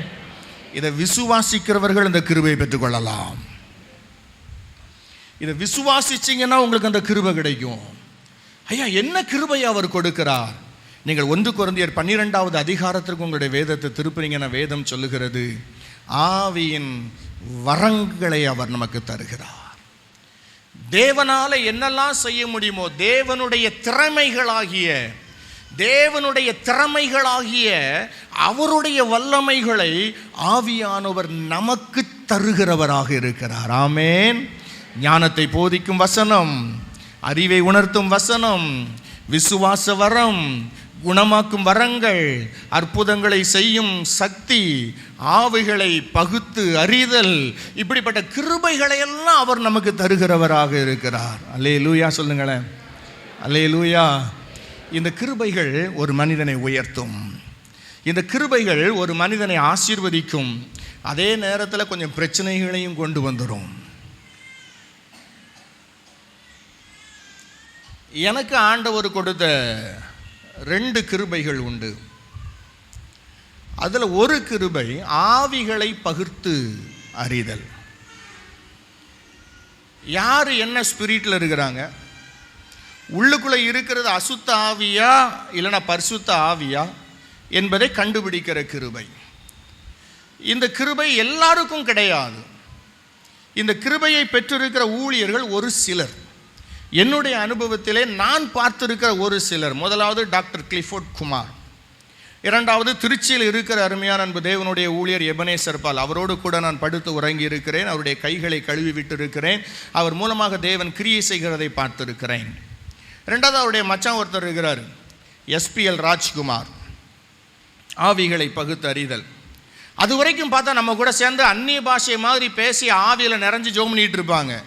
அந்த ஊழியக்காரர்கள் கை வச்சா மட்டும் பொத்துனி கீழே விழுந்துருவாங்க. அவர் சொல்லுவார், இன்னும் ஆவி உள்ளே இருக்குது, இந்த ஸ்பிரிட் உள்ளே இருக்கும்பார். எங்களுக்கு ஆச்சரியமாக இருக்கும். இது வரைக்கும் எங்கள் கூட சேர்ந்து கைத்தட்டி நல்லா அந்நிய பாஷை பேசி ஜோம் பண்ணிட்டு இருந்தாங்களே, ஆவியில் நிரம்பி ஜோம் பண்ணிட்டு இருந்தாங்களே, இவர் கை வச்சா மட்டும் எப்படி கீழே விழுந்துடுறாங்க? அவங்க பாஸ்டர் ஜோம் பண்ணுறாரு, நிறைய ஊழியக்காரங்க ஜோம் பண்ணுறாங்க, அவங்கெல்லாம் ஜோம் பண்ணும்போது இவங்க கீழே விட மாட்டாங்க. ஆனால் இப்படிப்பட்ட வரம் பெற்ற ஊழியக்காரர்களை கை வச்ச மட்டும் அவங்க கீழே விழுந்துருவாங்க. அதெல்லாம் நான் ஆரம்பத்தில் பார்த்தேன். அதெல்லாம் பார்த்து எனக்கு ஆசை, ஆண்டவரே இதே போல் ஒரு வரம் எனக்கும் வேணும், இதே போல் ஒரு கிருபை எனக்கும் வேணும், இதே போல் காரியம் வேணும். ஆண்டவரும் கொடுத்தாரு. அதனால் நிறைய வாங்கி கட்டிக்கிட்டேன். ஒரு ஊருக்கு போயிருந்தேன். ஒரு பெரிய சபை, பெந்தைகோஸ்தே சபை. எல்லாரும் ஒயிட் அண்ட் ஒயிட்டில் பெரிய கூட்டம். அது அப்படி முன் வரிசையில் ஒரு வாலிப பிள்ளை இருந்தா. அவள் பார்த்தா பாஸ்டர் ஆராதனை நடத்தி முடிக்கும்போது ஆவியில் நிரம்புவா. அவளை பிடிக்கிறதுக்கு 10 பேர் வேணும். முடிஞ்ச உடனே அவள் தீர்க்க தரிசனம் சொல்லுவாள் சபைக்கு. கடைசியில் பாஸ்டருக்கும் சொல்லுவாள். 3 நாள் மீட்டிங். நான் 2 நாள் உட்காந்து அதை பார்த்துக்கிட்டே இருக்கிறேன். 3ஆவது நாள் மீட்டிங் முடிஞ்சது. பிரதர் நீங்கள் எல்லாருக்கும் ஜோம் பண்ணி தான் ஆகணுன்னாரு. வேணாம் பாஸ்டர் நான் கிளம்புறேன். என்ன இல்லை நீங்கள் ஜோம் பண்ணி தான் ஆகணுன்னாரு. சரி. நான் ரொம்ப நேரம் அங்கே அந்த சபையில் 2.5 மணி நேரம் மெசேஜ் மட்டும் கொடுக்கணும். ரொம்ப உடம்புலாம் வலிச்சதுனால முடியலன்னு சேர் போட்டு உட்காந்து நான் ஜோம் பண்ணிகிட்டு இருக்கிறேன். லைனாக வந்து முழங்கால் போட்டு ஜோம் பண்ணிகிட்டே இருக்கிறாங்க. இந்த பிள்ளையும் வந்து முழங்கால் போட்டால் அவள் தலை மேலே கை வச்சேன். உடனே ஆவியில் நிரம்புறா, அந்நிய பாஷை பயங்கரமாக பேசுகிறா. பேசிட்டு இப்போ தீர்க்க தரிசனம் சொல்ல போகிறா. எனக்கு தீர்க்க தரிசனம் சொல்ல போகிறா. இப்போ தீர்க்க தரிசனம் வரப்போகுது. அப்போ ஆண்டவர் சொன்னார், அவளை உத்துப்பார் அப்படின்னாரு. உத்து பார்த்தா 2 பாம்பு இப்படி பின்னி பிணைஞ்சிக்கிட்டு இருக்கிறது உள்ளே இருக்குது. உடனே அவள் தலைமையிலேருந்து கையை எடுத்துட்டு, இயேசுவின் நாமத்தினாலே வா வெளியே அப்படின்னு சொன்ன உடனே 2 கையும் இப்படி முறுக்கிட்டு ஆட ஆரம்பிச்சா பார்க்கணும். எத்தனை வருஷமாக இருக்கிறேன்? 14 வருஷமாக இருக்கிறேன். எனக்கு இவங்க தான் செய்வனை பண்ணி அனுப்புனாங்க. இந்த நபர் எங்கள் குடும்பம் முழுசுக்கும் செய்வன, இந்த குடும்பத்தில் இந்தந்த பிரச்சனை இருக்குது, இதெல்லாம் இருக்குது, நிறைய பேசி கடைசியாக வாலிப பிள்ளை வேறு வழி இல்லை, எப்படியாவது என் சொந்த பிள்ளையாக இருந்தால் எனக்கு எவ்வளோ வேதனை இருக்கும், அதே போல் தான் ஒவ்வொருத்தருக்கும் நான் அப்படி தான் நினச்சி ஜெபம் பண்ணுறேன். அப்போ அந்த மகளுக்காக 1.5 மணி நேரம் 2 மணி நேரம் போராடினேன். கடைசியாக சொல்லிட்டு போச்சு, நான் இவ்வளோ விட்டுறேன், நான் எங்கள் குடும்பத்தை விட மாட்டேன், எங்கள் குடும்பத்தில் தான் யாரும் வரலையே, அவங்களுக்கெல்லாம் நீ என்ன பண்ணுவேன், நான் இவ்வளோ விட்டுருவேன், ஆனால் வாய்ப்பு கிடச்சா இவ்வளோக்குள்ளே வருவேன் சொல்லிட்டு போயிடுச்சு. முழு சபையும் பார்த்தது, சபை ஃபுல்லாக உருண்டா, அவ்வளோ போராட்டம். கடைசியாக எல்லாம் விடுதலையாகி எழுந்துச்சு போகும்போது யாரோ ஒருத்தங்க கேட்டாங்க, என்னம்மா உனக்குள்ளே போய் பிசாசு இருந்திருக்குதே. உடனே அவங்க இப்படி ஒரு பார்வை பார்த்தா, எனக்கா பிசாசா? யார் சொன்னது? அவருக்கு தான் பிசாசு பிடிச்சிருக்கு. யாருக்கு?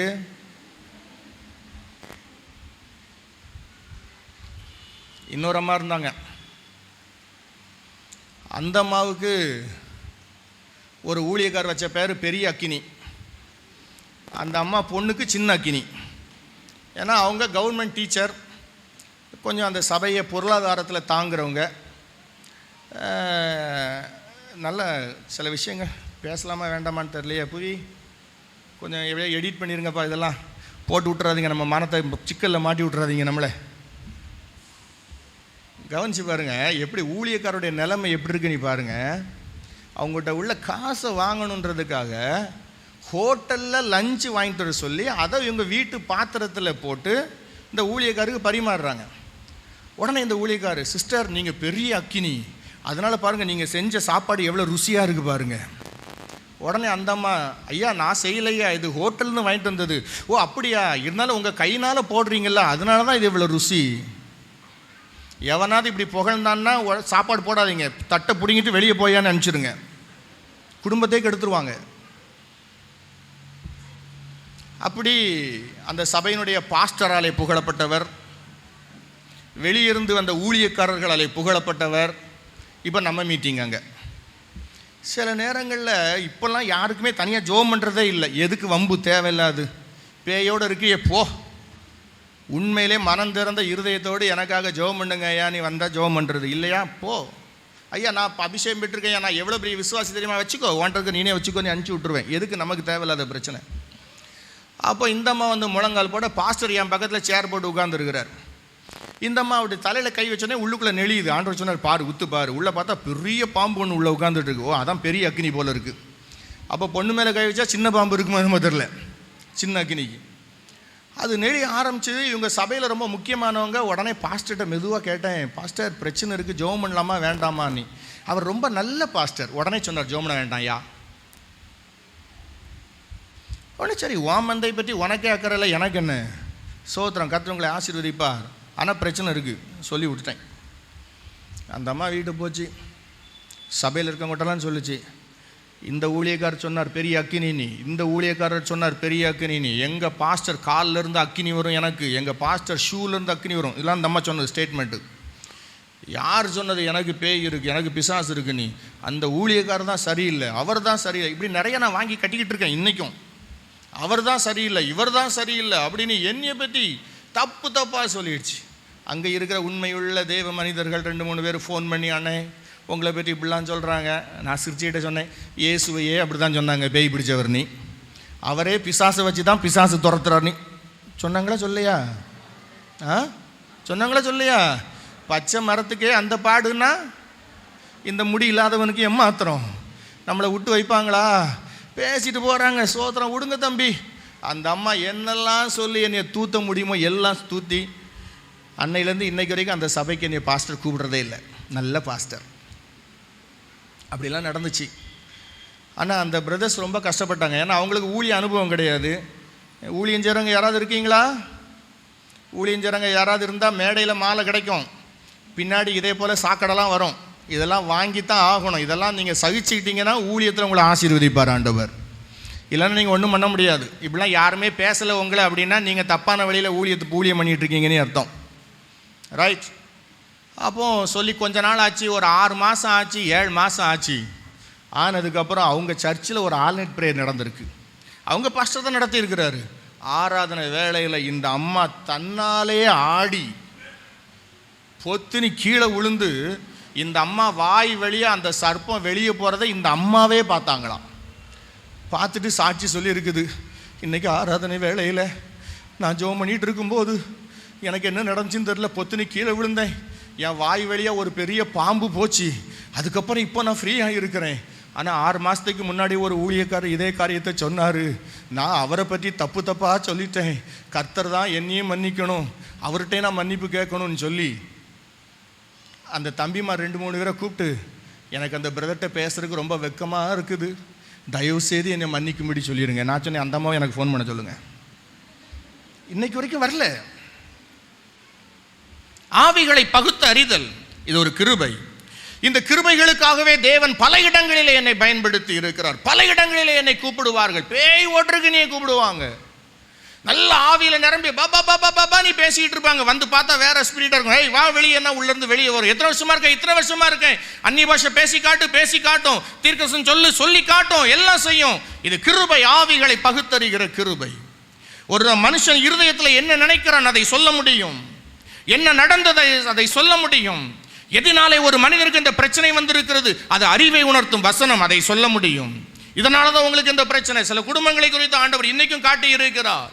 அவங்க நல்ல நிலைமையில இருக்கிற மாதிரி இருக்கிறாங்க. ஆண்டவர் சொல்லி இருக்கிறார், பார் அவர்கள் அந்த குடும்பத்தின் மேலே சில சாபங்கள் தங்கி இருக்கிறது, இன்னும் சில காலங்கள் கழித்து பார், ஒரு சீட்டு கட்டி எப்படி கீழே விழுமோ அப்படி அந்த குடும்பம் விழுந்து நொறுங்குவதை நீ காணலாம் என்று சொல்லி இருக்கிறார். சில ஜெபிக்க வரும்போது ஆண்டவர் சொல்லுவார், இவங்க வாய் சரியில்லை, அதனாலதான் இந்த பிசாசு உள்ள இருக்குது, இவங்க வாய் திருந்தனாதான் இந்த பிசாசு வெளியே போகும், இவங்களுக்காக நீ ஜெபம் பண்றது வேஸ்ட், சாதாரணமாக ஆசீர்வதிச்சு அனுப்பி விட்டுரு, சாதாரணமாக ஜெபம் பண்ணி அனுப்பி விட்டுரு, நான் உங்களுக்கு சொல்லி அனுப்பி விட்டுருவேன். ஒரு சில காரியங்களை குறித்து சொல்லுவார், இதை நீ சொல்லக்கூடாது என்று சொல்லுவார், அவைகளை குறித்து சொல்ல மாட்டேன். ஒரு சில காரியங்களை சொல்லும்படி சொல்லுவார், அவைகளை சொல்லுவேன்.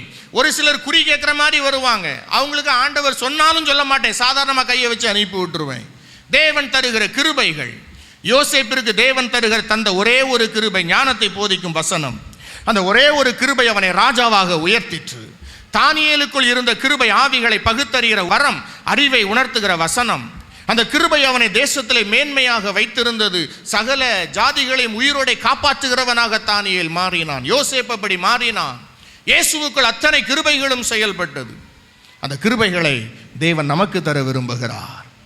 நீங்கள் கை வைக்கிறவர்களுக்கு குணமாகும். கேன்சர் ஆனாலும் சரி, எய்ட்ஸ் ஆனாலும் சரி, எவ்வளவு பெரிய வியாதியானாலும் சரி, குணமாக்கும் வரங்கள் என்கிற கிருபைகளை நீங்கள் பெற்றுக்கொள்வீர்களானால், நீங்கள் யாருக்காக ஜெபிக்கிறீர்கள், யார் மேலே கை வைக்கிறீர்களோ அந்த வியாதி ஒரு நிமிஷத்தில் குணமாகும், அந்த வினாடியிலே அது குணமாகும். அந்த கிருபைகளை தேவன் நமக்கு தருகிறவராக இருக்கிறார். ஒரு ஆளை பார்த்த உடனே சொல்லிடலாம், இது என்ன ஸ்பிரிட்ல இருக்கிறார், இவர் அசுத்த ஆவியில நிறைஞ்சு ஜெபம் பண்றாரா, இல்லைன்னா உண்மையிலே பரிசுத்த ஆவியில நிறைஞ்சு ஜெபம் பண்றாரா, இவர் இங்கே என்ன நினைச்சிட்டு இருக்கிறாங்க, நம்மளை பல்லு பிடிச்சு பார்க்க வந்திருக்காங்களா, இல்லைன்னா உண்மையிலே நம்ம மேல அன்போடு கூட வந்திருக்கிறாங்களா. ஒரு ஆளை பார்த்த உடனே சொல்லிடலாம். ஆவிகளை பகுத்தறிகிற வரம் தேவன் அவைகளை கிருபைகளாக நமக்கு தருகிறார். ஆனால் நாமெல்லாம் என்ன நினச்சிக்கிட்டு இருக்கிறோம், இதெல்லாம் ஊழியம் செய்கிறவங்களுக்கு தான், ஊழியக்காரர்களுக்கு தான் சொல்லிட்டு இருக்கிறோம். அப்படி அல்ல. இருதயத்தை காத்து கொள்ளுகிற ஒவ்வொருவருக்கும் தேவன் அந்த கிருபைகளை தருகிறார். ஒவ்வொருவரையும் அந்த கிருபைகளினாலே அவர் அலங்கரிக்கிறவராக இருக்கிறார். இந்த கிருபைகளை பெற்றுக்கொண்டவர்கள் தேசத்திற்கு ஆசீர்வாதமாக இருப்பார்கள். இந்த கிருபைகளை பெற்றுக்கொண்டவர்கள் சபைகளுக்கு ஆசீர்வாதமாக இருப்பார்கள். இந்த கிருபைகளை பெற்றுக்கொண்டவர்கள் குடும்பத்திற்கும் தங்களுக்கும் ஆசீர்வாதமாக இருப்பார்கள். இந்த கிருபைகளை பெற்றுக்கொண்டவர்கள் மேன்மையானவர்களாக இருப்பார்கள். ஆனால் ஒரு நாளும் இந்த வரங்களை சார்ந்துடக்கூடாது. அப்பவும் வசனத்தை தான் சார்ந்து நிற்கணும். கிருபை கொடுத்துட்டாருனோடனே அது மேலேயே தலை விரிச்சு நின்று ஆடிட்டு பேய் ஓட்டுறதுக்கு 50 ரூபா, நான் ஜெபம் பண்ண எனக்கு 500 ரூபா வேணும், என்னை கூப்பிட்டா அது வேணும் இது வேணும் அப்படிலாம் கேட்டுறக்கூடாது. கர்த்தர் கொடுக்க கொடுக்க எவ்வளவு தாழ்மையாக இருக்கணுமோ அவ்வளோ தாழ்மையாக இருக்கணும். அப்போ தாழ்மையாக இருக்க இருக்க ஆண்டவர் இன்னும் அதிகமான கிருபைகளை கொடுத்து கொண்டே இருப்பார். அல்லேலூயா சொல்லுங்க, அல்லேலூயா அல்லேலூயா. நம்ம இருதயத்தை காத்துக்கொள்ள வேண்டும். நம்ம இருதயத்தை காத்துக்கொள்ளும் போது இந்த ஜீவ தண்ணீர் உள்ள நதிகள் உள்ளே இருந்து புறப்படுகிறது. ஜீவ தண்ணீர் உள்ள நதிகளாகிய பரிசுத்த ஆவியானவர் நமக்கு அதிகமான கிருபைகளை கொடுத்து நம்மை அவர் உயர்த்துகிறவராக, நம்மை அவர் மேலே உயர்த்துகிறவராக, நம்மை நிறுத்துகிறவராக, நம்மை ஆசீர்வதிக்கிறவராக இருக்கிறார். எனக்கு அருமையான தேவனுடைய பிள்ளைகளே, எருசலேமே, நீ ரட்சிக்கப்படும்படி உன் இருதயத்தை கழுவு, பொல்லாப்பற கழுவு, எகிப்துக்கு போயிடாத. பெருந்திண்டி, வெறி, லௌகிக கவலை வேண்டாம். எல்லாத்தையும் விட்டுட்டு இருதயத்தை வசனத்தினாலே காத்துக்கொள்ளுங்கள், பரிசுத்த ஆவியினாலே காத்துக்கொள்ளுங்கள், இயேசுவாலே காத்துக்கொள்ளுங்கள், பரலோகத்தை பற்றிய சிந்தையினாலே காத்துக்கொள்ளுங்கள்.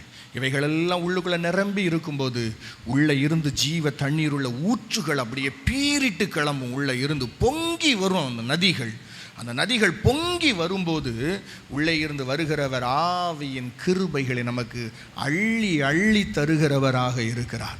நம்ம இருதயத்தை காத்துக்கொள்ள சுத்தப்படுத்த இந்த கிருபைகள் அதிகமாகிட்டே இருக்கும். இந்த கிருபைகள் அதிகமாக நீங்கள் கொஞ்சம் கொஞ்சமாக பிரகாசிக்க ஆரம்பிப்பீர்கள்.